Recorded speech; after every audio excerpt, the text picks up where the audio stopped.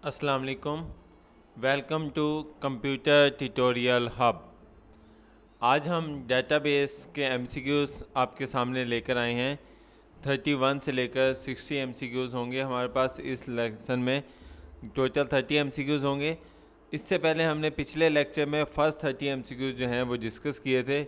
ये एमसीक्यूज़ काफ़ी ज़्यादा डिफरेंट किस्म के जो टेस्ट होते हैं, चाहे वो एनटीएस का हो, पीपीएससी का हो, या जो यूनिवर्सिटीज़ के जो स्टूडेंट्स होते हैं उनके लिए एमसीक्यूज़ काफ़ी ज़्यादा ये मुफीद साबित हो सकते हैं। तो ये चलते हम इसमें आपको एमसीक्यूज़ के आंसर भी बताएंगे और वो आंसर क्यों आया है उसकी एक्सप्लेनेशन भी डिस्कस करेंगे। तो सबसे पहले पहला एमसीक्यू देखते हैं। Which of the following can be consider as the maximum size that is supported by NTFS. यानी एनटीएफएस का जो मैक्सिमम साइज़ है वो जो सपोर्ट करता है वो कितना है जी? वो 4 गीगाबाइट होता है। नेक्स्ट अगला एमसीक्यू देखते हैं। A huge collection of the information और data accumulated from a server different sources is known as data management, data mining, data warehouse या both बी एंड सी। तो इसका जो सही आंसर है वो डेटा वेयर हाउस है। यानी जितना भी हमने बहुत ज़्यादा अगर डाटा को इकट्ठा करना हो जिसमें मुख्तलिफ़ किस्म की इंफॉर्मेशन होती है, डाटा को अकामुलेट करना जो डिफरेंट जगह से हम इकट्ठा किया जाता है, तो वो कहाँ पर इकट्ठा करता है उसे हम डाटा वेयर हाउस कहा जाता है।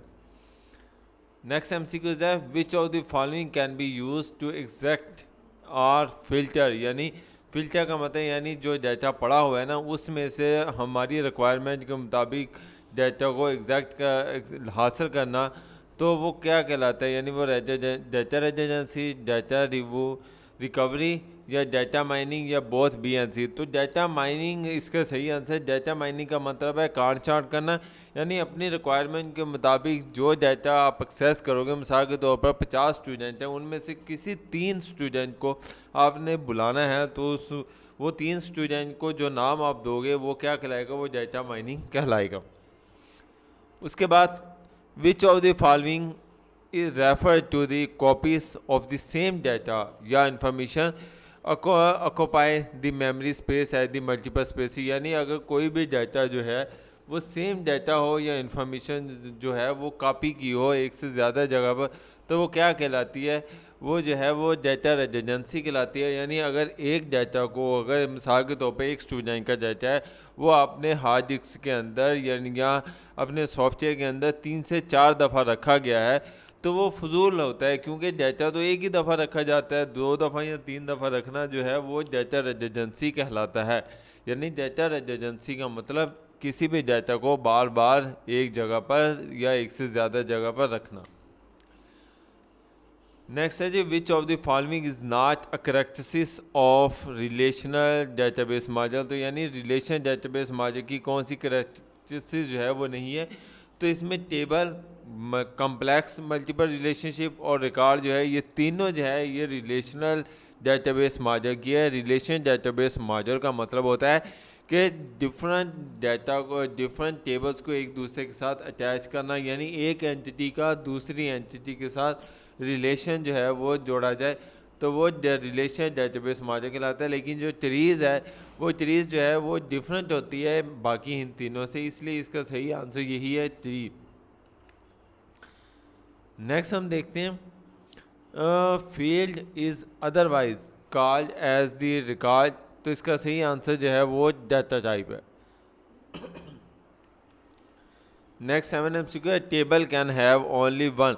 तो किसी भी टेबल में कम से कम एक चीज़ जो है वो लाजमी होती है और वो सिर्फ एक दफ़ा होती है।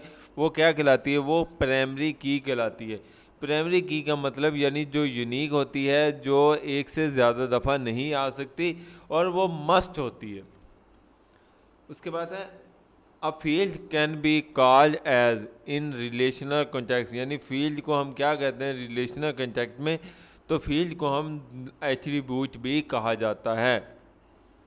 एट्रीब्यूट्स का मतलब यानी एंटिटी की जो करेक्टरिस्टिक्स होती है, यानी उसका नाम, उसका रोल नंबर, उसका फादर नेम, उसका सेल और या उसका कॉलेज या उसका डिफरेंट किस्म के जो सिटीज़ होते हैं, तो वो क्या कहलाते हैं? वो एट्रीब्यूट्स कहलाते हैं। नेक्स्ट एमसीक्यूज है, in the relational modes cardinality is termed as, तो इसका सही आंसर है नंबर ऑफ ट्यूपल। ट्यूपल कहा जाता है रोज़ को, यानी कितनी रोज़ जो हैं वो कार्डिनलिटी का मतलब मैक्सिमम, यानी कितनी रोज़ जो हैं वो उसके अंदर शामिल होती हैं, तो वो रिलेशन मोड्स के अंदर, तो वो नंबर ऑफ ट्यूपल जो है वो उसका सही आंसर है। नेक्स्ट है, the dash is use for creating and destroying, यानी अगर हमने बनाना है या ख़त्म करना है किसी भी टेबल को, तो वो इंडेक्स या other form of this structure, तो वो इंडेक्स या तो क्या कहलाता है, वो डाटा डेफिनेशन लैंग्वेज की बेस पर जो है वो हम किसी भी टेबल को क्रिएट करेंगे या किसी भी टेबल को डिस्ट्रॉय यानी ख़त्म कर सकते हैं। नेक्स्ट है जी, the view of total database contact, यानी टोटल डेटाबेस को हम देखना हो तो वो क्या कहलाता है, वो कंसेप्चुअल व्यू कहलाता है, यानी सारे का सारा डेटाबेस अगर हमने कॉन्टैक्ट्स का अगर व्यू करना हो तो वो कंसेप्चुअल कहलाता है। नेक्स्ट है, the refer to the way data is organise in and accessible from DBMS, तो यानी डिफरेंट डाटा को ऑर्गेनाइज करना, तरतीब से रखना, तो वो क्या कहलाता है, वो डाटा मॉड्यूल कहलाता है। मॉड्यूल का मतलब एक स्ट्रक्चर होता है ताकि डाटा वो किस तरह जो है वो आपको नज़र आएगा, आप किस तरह डाटा जो है उसमें एंटर कर सकते हो, डिलीट कर सकते हो या सर्च कर सकते हो, तो वो डाटा मॉड्यूल के ज़रिए हम देख सकते हैं।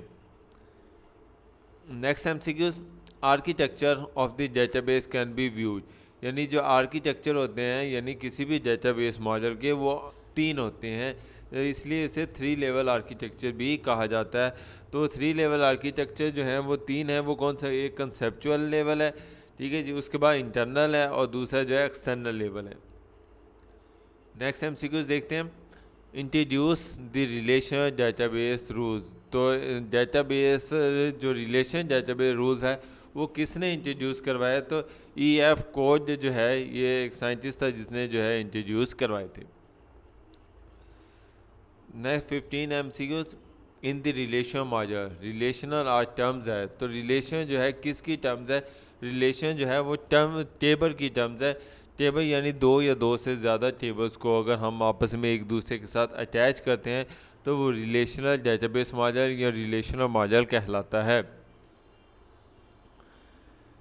नेक्स्ट है जी, व्हेन द वैल्यू इज़ 1 और more attribute being used as the foreign key must exist is another set 1 और more attributes in another terms we have created, तो रेफरेंशियल इंटीग्रिटी कॉन्स्टेंट कराता है, यानी फॉरेन की का मतलब यानी अगर एक टेबल से दूसरे टेबल, एक टेबल के ज़रिए दूसरे टेबल को एक्सेस करना हो तो उसके लिए हम फॉरेन की का इस्तेमाल करते हैं और उसे हम रेफरेंशियल इंटीग्रिटी कॉन्स्टेंट भी कहा जाता है।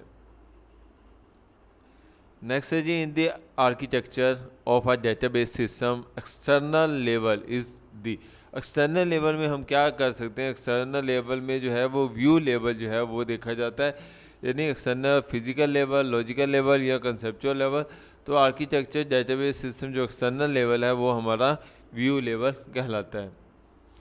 नेक्स्ट है जी, a functional dependency in a relationship between और अमंग, तो वो क्या है जी, वो एट्रीब्यूट जो है वो इसका सही आंसर है। 19 MCQ, related field in the database are group of form, यानी अगर 2 या 2 से ज़्यादा फील्ड्स को अगर इकट्ठा कर लिया जाए जो एक दूसरे से रिलेट करती हो, मिसाल के तौर पर ICS के स्टूडेंट का रिकॉर्ड जो है वो इकट्ठा कर लिया जाए, फील्ड्स को इकट्ठा कर लिया जाए।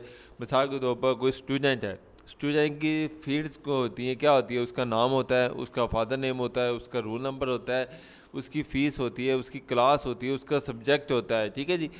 तो ये क्या है जी, ये रिलेटेड फील्ड्स कहलाती हैं, तो इसलिए उसको क्या कहते हैं, वो डाटा रिकॉर्ड कहलाता है।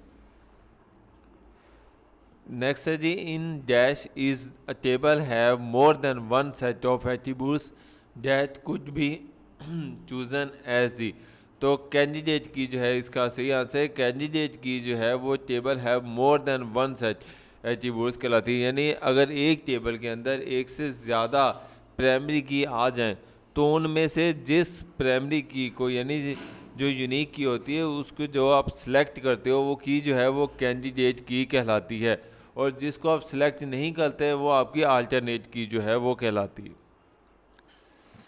नेक्स्ट है जी, the database environment has all the following components except. तो यूज़र के अलावा जो है यानी database environment has all the following component जो है वो इसका सही आंसर है। नेक्स्ट है जी, the operation of eliminating columns in a table done by dash project जो है वो इसका सही आंसर है। The way a particular application view the data from the database that the application use is subschema। subschema जो है वो इसका सही आंसर है। Next 24 MCQ is the condition specified on the database schema and restricts the data that can be stored in the an instance of the database। तो check constraint जो है वो इसका सही आंसर है। नेक्स्ट है जी, the relational database developer refer to the record as. तो जिसका मैंने पहले बताया कि भी ट्यूपल जो है वो रो भी कहा जाता है। तो रो जो है वो एक रो के अंदर एक स्टूडेंट का रिकॉर्ड जो है वो स्टोर हो जाता है। तो इसलिए रिकॉर्ड या ट्यूपल जो है वो एक ही नाम में डिफरेंट यानी डिफरेंट नाम है किसी भी एट्रीब्यूट्स के या किसी भी एंटिटी के। 26 MCQ keyword is use to find the numbers of views in the column. अगर कॉलम के अंदर हमने डिफरेंट किस्म के नंबर्स ढूंढने हो यानी वो कितने हैं कितनी वैल्यूज़ है तो उसके लिए जो कीवर्ड्स इस्तेमाल होता है वो काउंट का कीवर्ड्स इस्तेमाल किया जाता है। 27 MCQ the advantage of the database management approach. तो यानी DBMS का जो एडवांटेज है तो data is integrated and can be accessed by the multiple program. यानी डाटा को सही तरीके से एक्सेस किया जा सकता है डिफरेंट किस्म के सॉफ्टवेयर से डिफरेंट किस्म के प्रोग्राम से। Next MCQ the collection of information store in the database at particular moment is called. तो यानी जो डाटा को इकट्ठा किया जाए यानी जो इन्फॉर्मेशन है उसको हम स्टोर करते हैं किसी भी डेटाबेस में।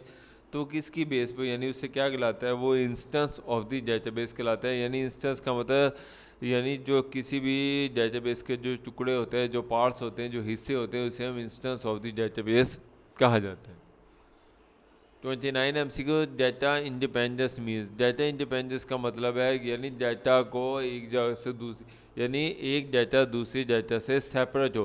तो इसका सही आंसर जो है वो बोथ B एंड C है। यानी B भी इसका सही आंसर है क्योंकि program are not dependent on the physical attributes and दूसरा जो है यानी C program are not dependent on the logical attributes. यानी लॉजिकल और फिजिकल जो है वो डिपेंड नहीं करता किसी भी के ऊपर।